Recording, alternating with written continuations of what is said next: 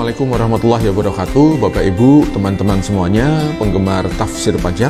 Hari ini kita sudah sampai di pasal 4 ya, Undang-Undang Pajak Penghasilan.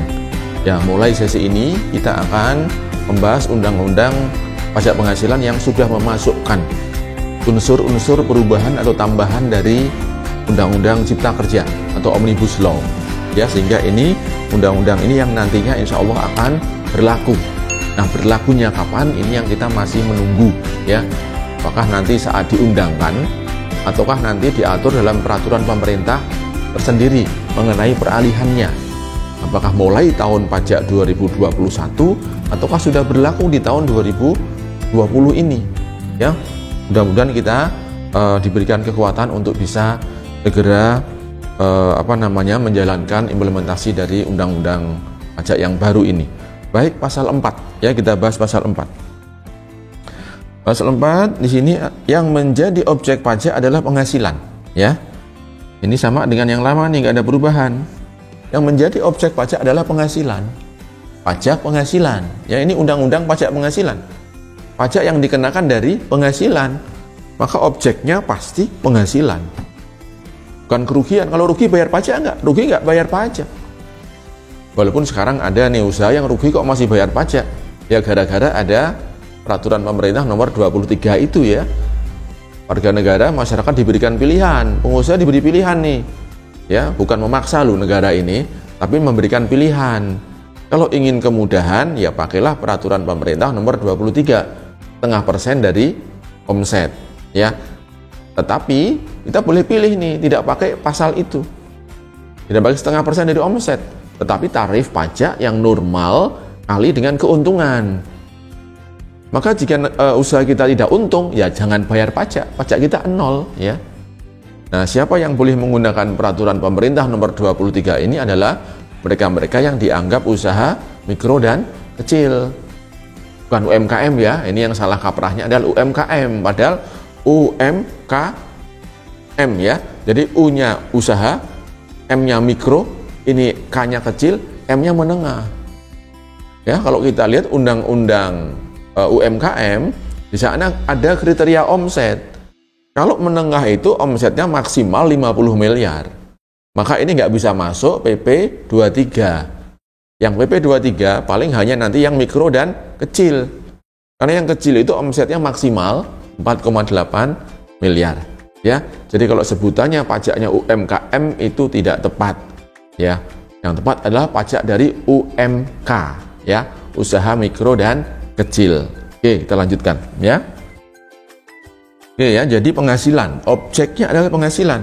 Ada subjek, ada objek ya. Ini kita ingat ya, syarat pengenaan pajak kan ada 2. Ada subjeknya, ada objeknya. Nah, kalau kita sebagai subjek tidak pernah ada objek ini, ya jangan bayar pajak. Jangan bayar pajak ya. Nggak boleh ya. Tapi kalau mau ya silakan, itu ikhlas namanya ya. Ikhlas ya. Oke, baik. Definisi penghasilan itu apa? Definisinya adalah setiap tambahan kemampuan ekonomis, setiap tambahan ya. Tambahan kemampuan ekonomis yang diterima atau diperoleh wajib pajak. Yang diterima atau diperoleh. Nah, kalimat ini punya arti yang berbeda. Secara awam, mungkin kalimat diterima atau kata-kata diterima dan diperoleh ini sama-sama masuk kantong, sama-sama kita dapatkan. Tapi secara hukum, secara ekonomi ini berbeda sekali, ya. Maka ini harus kita ingat di sini. Penghasilan yang diterima dan penghasilan yang diperoleh ini maknanya berbeda. Di hukum atau undang-undang kalau memunculkan kata-kata yang berbeda atau itu berarti kan kriteria yang berbeda. Nah, perbedaannya itu bisa kita lihat dari teori akuntansi ya. Jadi yang bisa memaknai ini sebetulnya orang-orang akuntansi nih. Kalau kita belajar akuntansi di awal-awal, di sesi-sesi awal, kita akan diberikan materi tentang metode pengakuan pendapatan, metode pengakuan penghasilan. Kapan penghasilan ini diakui oleh perusahaan kita? Ternyata ada 2 metode.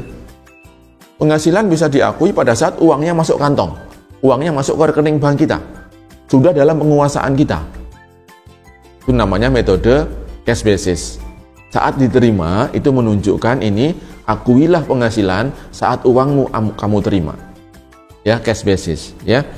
Yang kedua, atau diperoleh, diterima atau diperoleh. Diperoleh ini maknanya apa? Kita sudah punya hak tagih, tapi uangnya belum masuk. Ya, di akuntansi ada satu metode, kita sudah kirim barang. Cuman janjinya dia akan bayar 3 bulan. Ya sudah, kita dalam invoice kita jatuh tempo 3 bulan. Tapi saat kita memberikan barang dengan dilampiri surat jalannya, dengan dilampiri invoice kita, nah dengan invoice itu menunjukkan kita sudah punya hak untuk menagih. Walaupun uang belum diterima, tapi hak tagih sudah ada pada kita. Kita sudah punya hak pada dia. Maka saat inilah kita boleh mengakui sebagai pendapatan atau penghasilan. Ya, maka undang-undang pajak kita ternyata memperbolehkan wajib pajak menggunakan metode cash basis. Wajib pajak menggunakan metode accrual basis. Ya, sementara akuntansi kita yang lazim itu kan accrual basis. Nah, hanya saja metode cash basisnya menurut aturan pajak itu tidak murni ternyata. Ya, tidak murni nih. Kenapa nggak murni? Karena pada akhir tahun ketika masih ada piutang nih, masih ada hak yang belum kita terima, piutang itu harus kita adjust menjadi penghasilan. Jadi tahun berjalannya boleh cash basis, akhir tahun dilihat kita punya hak apa tidak. Kalau punya hak kita harus akui sebagai pendapatan juga. Jadi tahun berjalannya itu adalah cash basis, akhir tahunnya tanggal 31 itu kita baru mengakru dari piutang-piutang yang belum terbayar. Ya. Jadi agak beda dengan akuntansi. Jadi pajak menganut prinsip cash basis yang tidak murni. Karena apa? Akhir tahun itu harus di-adjust, ya. Apa yang di-adjust adalah penjualan yang belum terbayar, ya. Ini makna dari diterima atau diperoleh, ya. Oke, sudah jelas ya. Kemudian baik yang berasal dari Indonesia ataupun luar Indonesia, worldwide income, ya. Jadi kalau kita punya penghasilan dari Indonesia, dari luar Indonesia, luar negeri gitu ya, ini ada income, maka dua-duanya harus dihitung di SPT-nya kita. Berarti rezimnya sekarang itu masih worldwide income ternyata, ya. Kalau di luaran bilang ini sudah territorial income, ini ya belum benar nih. Ini nggak benar juga karena undang-undang kita masih menganut worldwide income. Nah, yang benar adalah semi-territorial income. Karena tidak semuanya teritorial. Nanti akan kita lihat yang mendapatkan hak territorial income itu adalah WNA yang bekerja di Indonesia. Ya, nanti ada syaratnya, kita akan bahas di sesi berikutnya nanti. Ya. Nah, kalau untuk WNI seperti saya, seperti kita ini, kalau saya punya penghasilan di luar negeri, ya harus dihitung di sini. Ini belum ada perubahan, masih worldwide income, ya, masih WWI, ya, belum pakai TI nih, belum territorial income, ya. Buat saya nggak mungkin akan territorial income. Ya, kita lanjutkan ya. Berasal dari Indonesia atau luar Indonesia, ya. Kita punya penghasilan di Amerika, masuk di SPT saya nanti, saya hitung pajaknya. Lalu kalau di sana saya dipotong pajak di Amerika, maka potongan pajak itu bisa mengurangi pajak saya di Indonesia, bisa dikreditkan, ya, namanya PPh pasal 24, ya. Baik, kemudian yang dapat dipakai untuk konsumsi, ini kriteria penghasilan ya. Kriterianya adalah bisa untuk konsumsi. Dapat uang bisa untuk belanja, dapat uang beli motor, ya, bisa untuk konsumsi, ya, atau untuk menambah kekayaan. Kalau konsumsi ya wujudnya uang, bisa untuk dibelanjakan. Kalau menambah kekayaan belum tentu wujudnya uang. Bisa kita dapat sesuatu yang wujudnya barang, bisa kita terima sesuatu wujudnya fasilitas. Itu juga memenuhi kriteria penghasilan. Dengan dapat mobil maka kekayaan kita bertambah. Maka ini termasuk tambahan kekayaan yang dianggap juga sebagai penghasilan. Ya, dapat hadiah, ya, dapat hadiah mobil, ini tambahan kekayaan kita. Dapat warisan tanah, warisan deposito, ini tambahan kekayaan, tambah kaya kita. Ya, maka ini merupakan objek pajak. Nah, soal kena pajak apa tidak, nanti ada pengaturan khususnya. Jadi pasal 4 ayat 1 ini hanya mengatur jenis-jenis objek pajak saja. Soal pengaturannya ini pajaknya bagaimana, nanti diaturnya di pasal 2 dan pasal 3. Ya, pasal 1 jangan terus kita langsung curiga, ini semua kena pajak. Tidak. Pasal 1 pun nanti mengatur ini warisan juga. Tambahan kekayaan neto kita juga nanti, ya. Ya, jadi wujudnya bisa uang, ya. Konsumsi ini adalah uang, ya. Kemudian wujudnya adalah menambah kekayaan, dapat aset, warisan, hibah, hadiah, ya. Tidak ada efforts, tahu-tahu dapat barang, ya. Oke, kemudian dengan nama dan dalam bentuk apapun, ya. Ini menegaskan bahwa penghasilan itu tidak selalu wujudnya uang. Bisa fasilitas, bisa barang atau natura, ya. Oke, ya. Nah, kemudian dijelaskan di bawahnya, ini mencontohkan termasuk. Kalau kata-katanya termasuk berarti ini membatasi atau tidak nih? Tidak membatasi. Ini sebagian yang dicontohkan saja. Tapi kalau kata-katanya meliputi, nah itu sudah membatasi itu. Kalau meliputi ya A, B, C, dan D misalnya, ya 4 saja. Kalau termasuk yang disebutkan hanya 4, ada kemungkinan E, F, G, dan seterusnya. Jadi dalam menafsirkan satu undang-undang, tiap kata itu bisa punya makna yang berbeda. Ya, tadi diterima, diperoleh, maknanya beda. Di sini ada kata-kata termasuk. Termasuk. Termasuk itu hampir sama dengan seperti. Dia tidak membatasi. Ada kemungkinan penghasilan yang jenisnya lain yang satu klaster itu masuk. Tapi kalau kalimatnya adalah meliputi, membatasi, meliputi A, B, C, D, sudah selesai. Tapi kalau termasuk A, B, C, D, maka F, E, F, G, dan seterusnya itu masih ada kemungkinan bisa masuk. Ya, baik. Yang pertama adalah penggantian atau imbalan berkenaan dengan pekerjaan atau jasa yang diterima. Ya, maka ini kalimat ini menegaskan bahwa seluruh penghasilan yang bisa diterima oleh seorang karyawan itu adalah objek pajak. Seorang karyawan bisa terima yang namanya judulnya, bajunya, gaji. Judulnya tunjangan. Mau tunjangan transport, tunjangan makan, tunjangan kesehatan, itu objek pajak. Ya, termasuk misalnya bantuan pernikahan karyawan, ini juga objek pajak. THR apalagi, bonus, jasa produksi, ya, uang bantuan haji misalnya. Asal diterima oleh seorang karyawan, itu harus merupakan objek pajak. Soal nanti kena pajak atau tidak, itu urusan pasal berikutnya, 4 ayat 2, 4 ayat 3.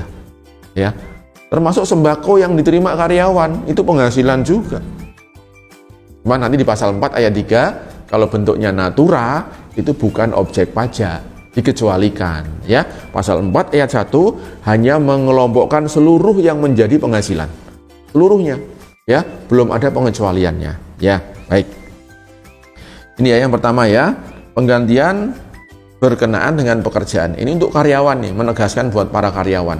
Kadang-kadang kan masih ada timbul, kalau saya terima sembako bukan penghasilan. Kalau saya terima bantuan nikah, ini bukan penghasilan, ya. Kalau saya terima jasa produksi bukan penghasilan, tidak, ya. Ini menegaskan seluruh penggantian dari pekerjaan itu objek pajak. Yang pertama, oke, ya. Yang kedua, hadiah. Hadiah nih, ya. Hadiah itu adalah pemberian dari pihak lain. Bisa dalam bentuk uang, bisa dalam bentuk barang. Nah, hadiah dalam perpajakan itu ada pengaturan ya. Pengaturan bagaimana pengenaan pajaknya. Dibedakan antara hadiah yang didapatkan karena undian. Yang pertama ya. Undian kita akan dipotong pajak 25% kalau diundi. Karena effort kita kecil maka pajaknya besar, itu logis. Resiko kecil, pajaknya besar gitu ya. Resiko besar, pajaknya kecil nanti, ya. Kayak karyawan, ya, resikonya besar, maka pajaknya kecil. Ya. Yang kedua, hadiah dari pekerjaan, ya. Jadi hadiah itu bisa dari undian, diundi, ya, perolehannya. Yang kedua, hadiah yang perolehannya dari pekerjaan. Kok bisa karyawan terima hadiah? Ya kadang-kadang di perusahaan itu ada cara-cara untuk memotivasi karyawan supaya dia bisa service excellence kepada customer, ya biasanya di hotel, di restoran, dibuat itu satu semacam perlombaan, ya di setiap bulannya. Karyawan teladan, maka terpilih si Ali misalnya. Maka si Ali tiap bulan terima hadiah dari perusahaan, yaitu namanya hadiah dalam rangka pekerjaan. Bagaimana cara ngitungnya? Ya tinggal digabungkan saja dengan gaji rutinnya dia. Tidak dihitung terpisah karena dia karyawan. Maka masuklah PPh 21 juga, ya. Oke, yang ketiga, hadiah yang diterima dalam rangka kegiatan. Yang pertama undian, yang kedua pekerjaan, yang ketiga kegiatan. Apa contohnya nih? Misalkan perusahaan kita nih, PT kita pengen ganti logo, ya. Habis pandemi, ya kita ingin sesuatu yang fresh, yang baru, ya, yang baru, maka buat kita perlombaan membuat logo perusahaan. Kita lombakan di masyarakat. Ya, masuk nih peserta-peserta lomba itu dengan gambar yang sangat menarik, akhirnya terpilih. Si Ali juaranya dapat 100 juta. Nah, 100 juta ini adalah hadiah yang didapatkan dari kegiatan. Ada effort yang dia lakukan. Karena ada effortnya, maka pajaknya kecil. Karena resikonya tinggi, cost-nya juga besar. Itulah pertimbangan pemerintah mungkin ya, karena ada yang kena 25%, ada yang kena 15%, 5%, dan seterusnya. Karena terkait dengan kemudahan mencari penghasilan itu, mungkin seperti itu ya. Nah, kalau hadiah dari kegiatan, berapa pajaknya? Ya pasal 21. Kalau yang nerima sih orang pribadi, tarifnya progresif. Ya, penghasilan dari kegiatan itu progresif, langsung dari brutonya 5, 15, 25, 30%. Langsung dari brutonya. Ya, tinggal lapisannya yang pertama 50, lapisan kedua 200, lapisan ketiga 250, selebihnya kenanya 30%. Ini untuk yang mendapatkan hadiah tadi, ya. Baik, kita lanjutkan yang ketiga. Yang kedua oke, sudah ya. Yang ketiga termasuk penghasilan adalah laba usaha. Laba usaha. Berarti orang yang penghasilannya dari buka usaha. Mau usaha dagang barang, manufaktur atau jasa. Ya, pasti yang diharapkan adalah untung. Yang diharapkan adalah laba. Maka atas laba itu adalah ditegaskan di sini adalah objek pajak. Ya, laba dari usaha, ya. Baik, mungkin baru 3 ayat saja, 3 huruf yang kita bahas, kita akan lanjutkan di sesi berikutnya. Assalamualaikum warahmatullahi wabarakatuh.